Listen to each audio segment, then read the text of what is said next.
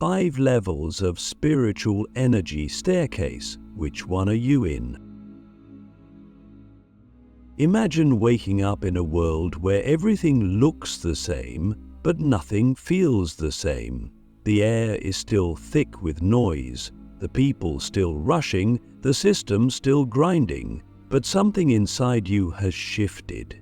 You begin to sense that there's a hidden structure beneath this life, a kind of invisible staircase carved through your soul, and each step on that staircase leads to a new level, not of status, not of wealth, but of vibration, of energy, of truth. You start to feel that maybe life isn't linear, it's vertical.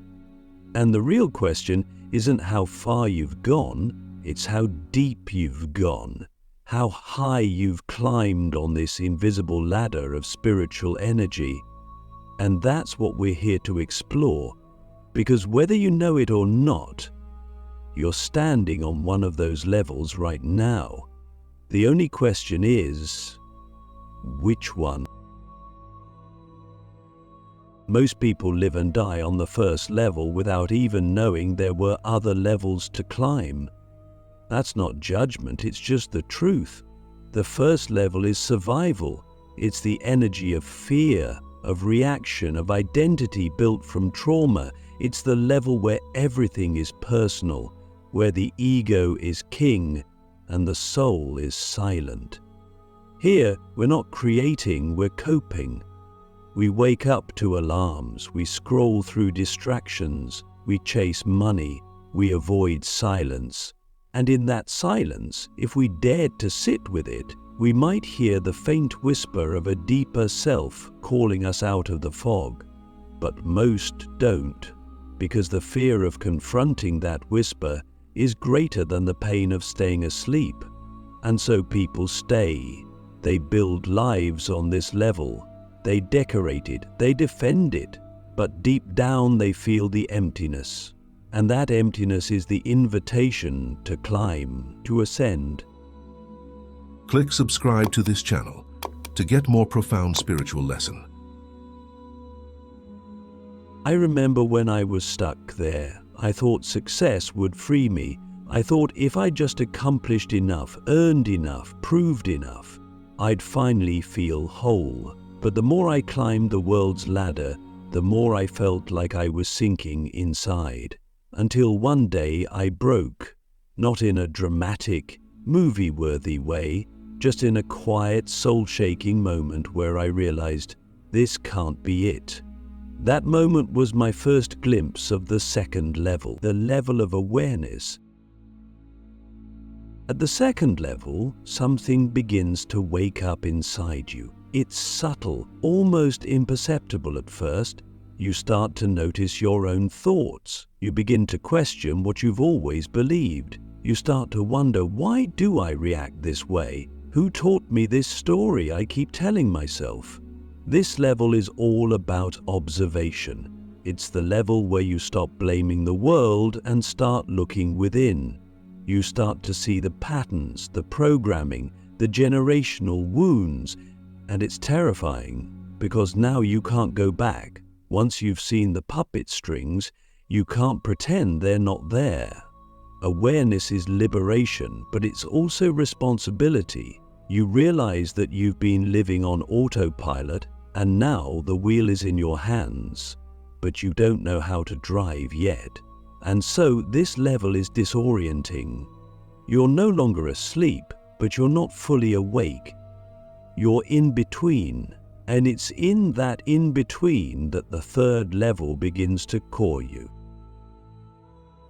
The third level is healing, and this is where the real work begins. It's where the staircase gets steep, because now that you've seen the patterns, you have to face them. You have to feel what you've avoided for years: grief, anger, shame, unworthiness. Everything you buried to survive on the first level now rises to the surface to be released. And this is the level where most people stop climbing. Because healing isn't pretty, it's not a hashtag, it's not a weekend retreat, it's raw, It's messy. It's waking up at 3 a.m. with your chest tight and your soul sobbing and no one to call. It's breaking down in the middle of a successful life because you finally realize that none of it filled the void. But if you stay with it, if you breathe through the fire, you begin to access something sacred. You begin to feel your own soul again. You begin to remember who you were before the world told you who to be. And that remembrance is the bridge to the fourth level. At the fourth level, you begin to embody. This is the level of alignment. Your inner world starts to match your outer world. You stop performing, you start living. You make decisions from intuition instead of fear. You walk into a room and no longer shrink. You speak truth, not to impress, but because silence would betray your soul. This is the level where energy leads, where you understand that every choice you make sends a frequency into the field. And now you choose consciously. You don't just read about boundaries, you become one. You don't just talk about love, you radiate it, and people feel it. They don't know why, but they feel safer around you, lighter, braver, because your presence has become a transmission, not because you're special, but because you've done the work. You've cleared the debris. You've become a clear channel, and that channel is what begins to open the final step, the fifth level. But we're not there yet, because before we get to the highest frequency, we need to ask something deeper. What level are you truly living on? Not what you wish, not what you post, what you live when no one is watching. Sit with that, feel it, let it challenge you, because the staircase doesn't respond to ego. It only responds to truth, and your truth is not measured by your words, it's measured by your energy. So where are you vibrating? What thoughts are you feeding? What decisions are you making every single day that either anchor you to fear or lift you toward freedom? This is not about hierarchy. No level is better than the other. Each one is sacred. Each one is necessary. But you can't build a souled life on a foundation of unconscious loops. You must choose to climb, and that climb begins with honesty, with remembering that you are not your trauma, you are not your past, you are not your programming. You are pure potential wrapped in a temporary body, and the staircase is waiting. The embodied soul, awakening the fifth level of radiant presence. There is a moment on the spiritual staircase when something extraordinary happens. A shift so subtle it feels like silence, and yet so powerful it echoes through every cell of your being. It's the moment you arrive at the fifth level, the highest frequency available to a human in this lifetime. This is not a level you can fake, force, or rush toward. You don't climb into it through intellect or ambition, you awaken into it through presence. The fifth level is not about doing more, it's about being more. It is the return to your essence, the embodiment of your divine nature, the full anchoring of your soul into the fabric of your everyday life. At this level, you no longer seek truth, you become it. You no longer chase purpose, you embody it. You walk differently. You speak with a tone that carries the vibration of lifetimes. You no longer fight the world because you've realized the real war was always within, and you've made peace. At this level, peace is your default, not because life is perfect, but because you are no longer at war with yourself. You've stopped resisting what is. You've stopped needing the world to look a certain way to feel safe. Your safety is internal now, rooted, immovable. You are not just connected to Source, you are merged with it. And here's the paradox. When you reach the 5th level, you realize there was never really a staircase. The levels were never outside of you. They were states of consciousness, layers of illusion to peel back until all that remained was presence. Radiant, grounded presence. The kind that doesn't need to be explained or defended. It just is. And people feel it. They feel it when you walk into a room without saying a word. They feel it when you look them in the eyes and they see themselves more clearly than ever before. Because your energy doesn't judge, it reflects, it mirrors, it vibrates at a frequency that invites others to rise, not because you told them to, but because your beingness gives them permission to remember their own.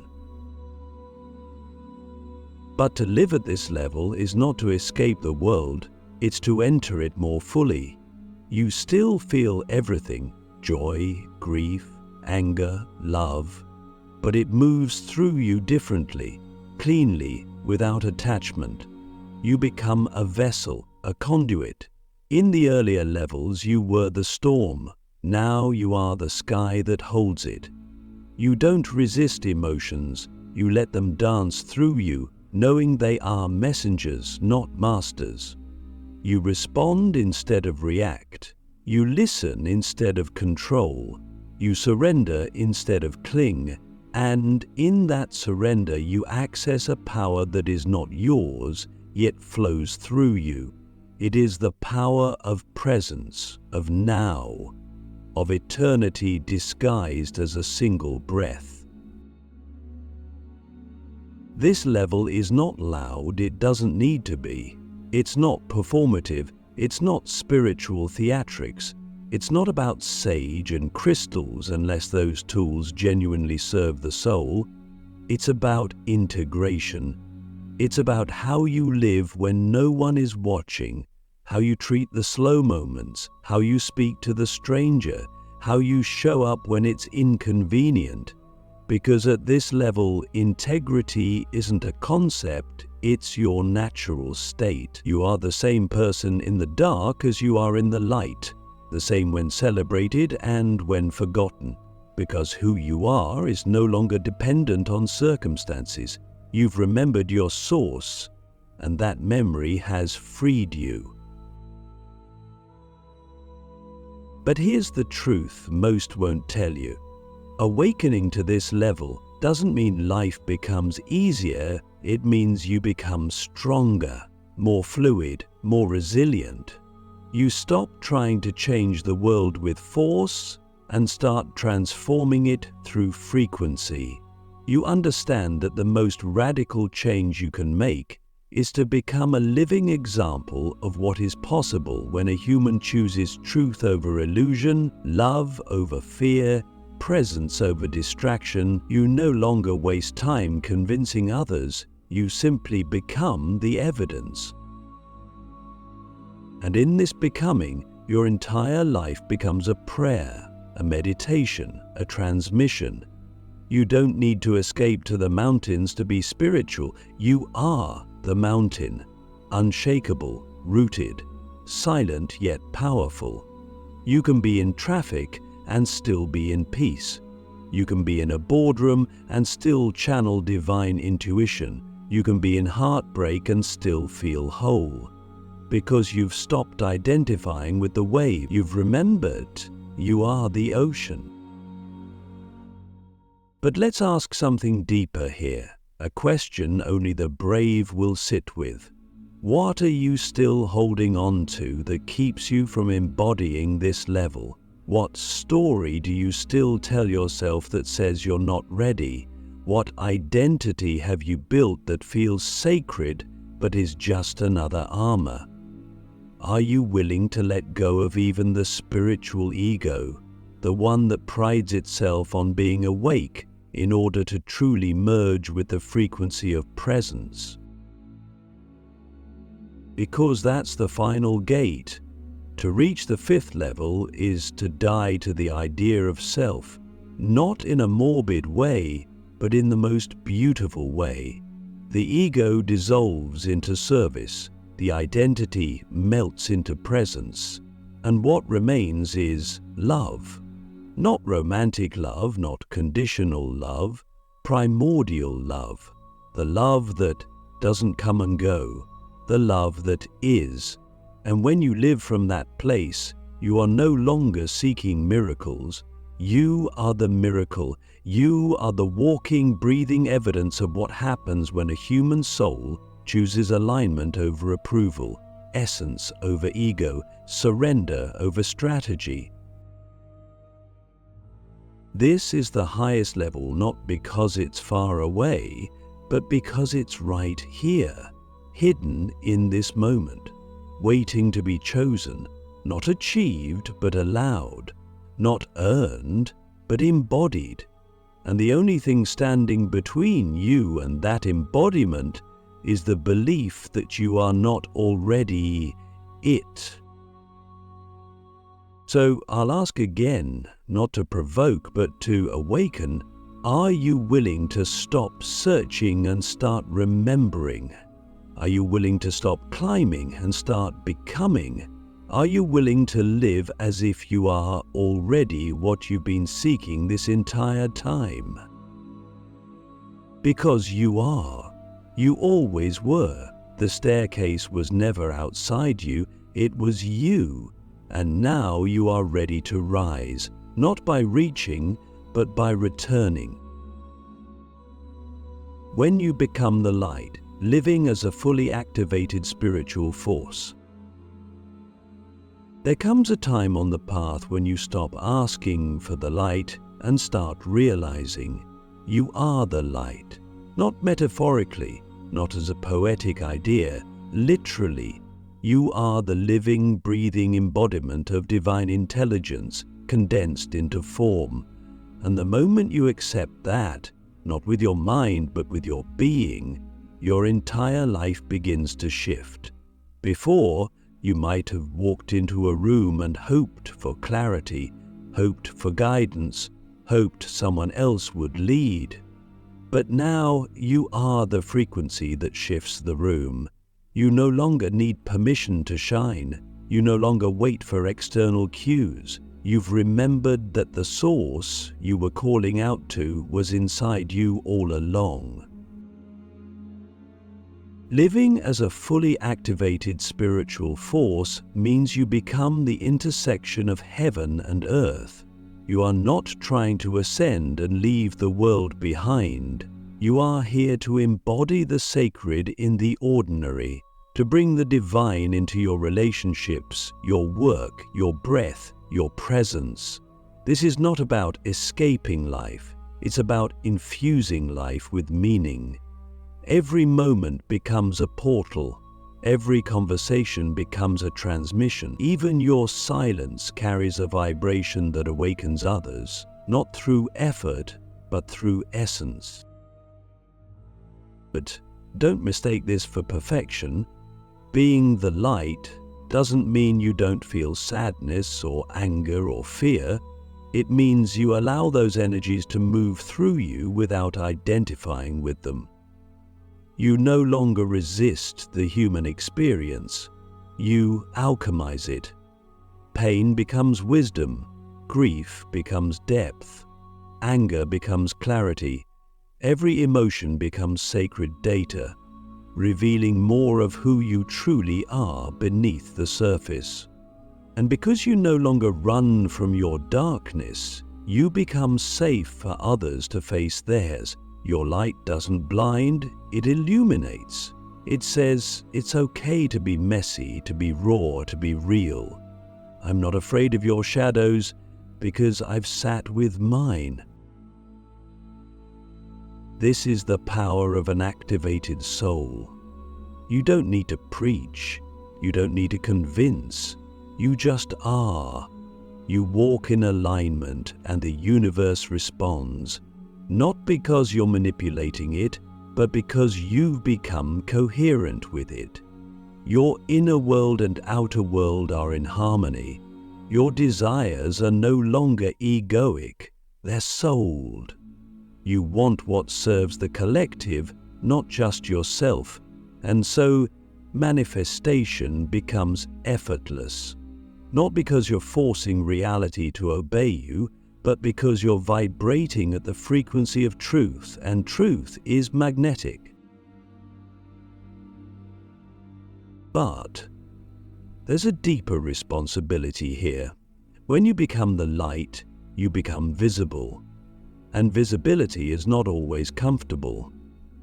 People will project onto you. They'll idolize you or criticize you. Some will be drawn to you, others will be triggered by you. Because your light will reflect everything they haven't yet faced, and you must be anchored enough to withstand that, to not shrink when they misunderstand you, to not retaliate when they reject you, to not hide when they try to dim you. This is where many fall. They awaken, but they don't integrate. They shine, but they collapse under judgment. But you are different.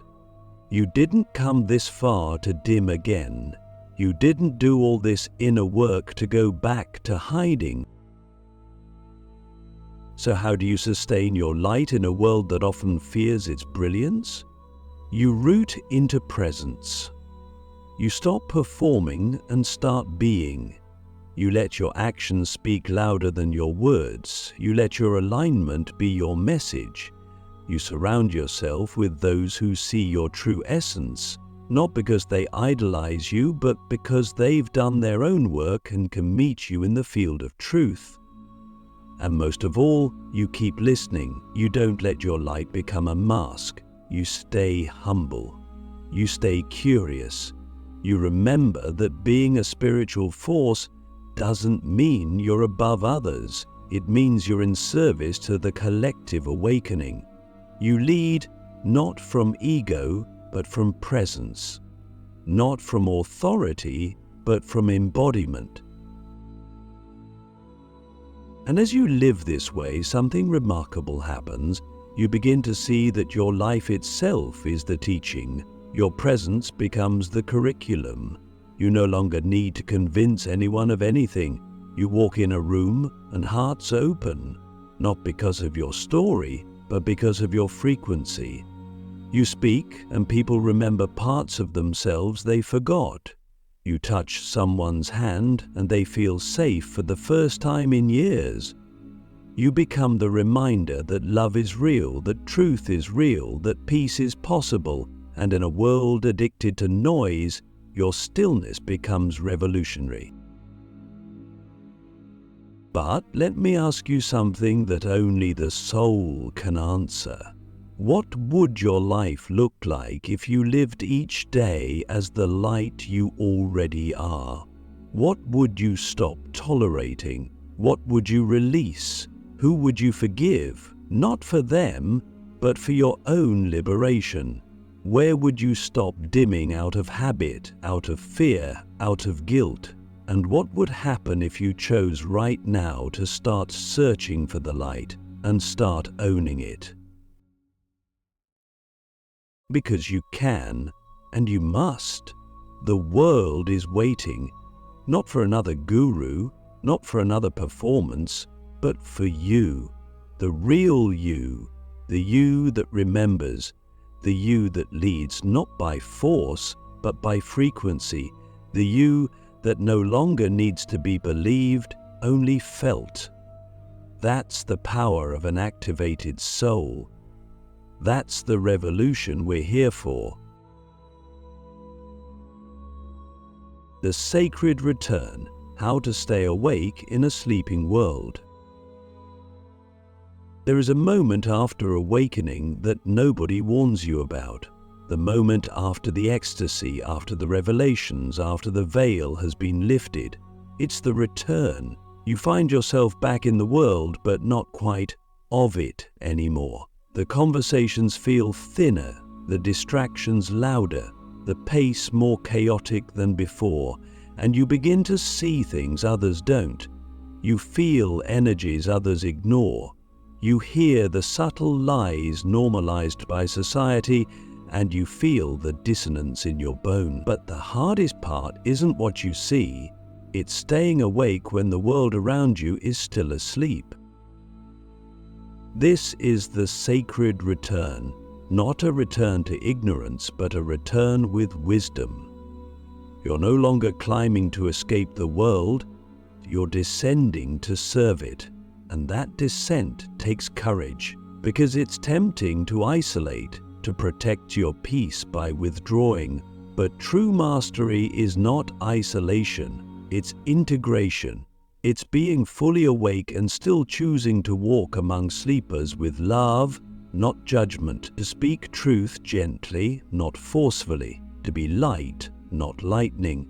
You show up not to preach, but to live your truth so fully that others begin to awaken simply by being in your presence. But even as you carry this awakened awareness, you will be tested. You will be misunderstood. People will call your peace passivity, your clarity arrogance, your detachment coldness. And yet you stay rooted. You don't shrink to be understood. You don't dim to be accepted. You remember that staying awake is not about avoiding discomfort, it's about meeting it with presence. Every time the world tries to pull you back into unconsciousness, you return to the breath, not because it's easy, but because it's sacred. You choose to be here, fully, even when it hurts, even when you're alone. And you will be alone sometimes, not because you're better, but because most people are not ready to meet themselves, let alone someone who reflects their soul back to them. Your presence will trigger buried truths, your silence will expose noise, and your joy, your peace, your sovereignty, it will all look like rebellion in a world built on conformity. But let that be your sign. Let your difference be your compass. Because if you look around and what you feel doesn't match what is being said, if your soul whispers, "This isn't real," then you're not crazy, you're clear.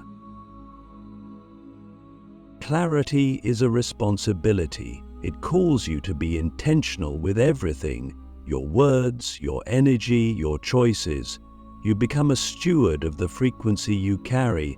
You stop leaking energy into things that don't serve your soul. You stop explaining your path to people committed to misunderstanding it. You no longer sacrifice your peace for proximity. You become discerning, not guarded, but guided. You move with a quiet fire. You answer to the truth within you, even when it costs you comfort, even when it costs you company. But there's beauty here too, because as you stay awake, you begin to find others who are also awakening. You start attracting reflections of the same truth. Soul family. Kindreds. You speak the same language without needing words. You meet in the frequency of remembrance, and together you hold a new vibration, not just for yourselves, but for everyone around you. You become an anchor in a world adrift, a lighthouse in the storm, not because you have all the answers, but because you remembered who you are and you chose to live like it. So the final question is this: can you stay awake when the world begs you to sleep? Can you walk in love when fear is louder? Can you trust your knowing when everything external tells you to doubt? Can you keep choosing your truth not just in sacred moments, but in ordinary ones? Because that's where the real work is, not in the mountaintop meditations, but in the mundane, in how you speak to the barista, in how you hold yourself when no one is watching, in how you respond when your heart breaks again and you still choose to love. This is the sacred return, the return to humanity, the return to service, the return to presence. You're not here to escape the world, you're here to transcend it from within. And that begins with remembering, again and again, moment by moment, that you are the light, you are the guide, you are the one you've been waiting for. Stay awake, the world needs you more than ever. Now go and live it, not perfectly, but fully, relentlessly, radiantly, because you remember. And now you are the remembering.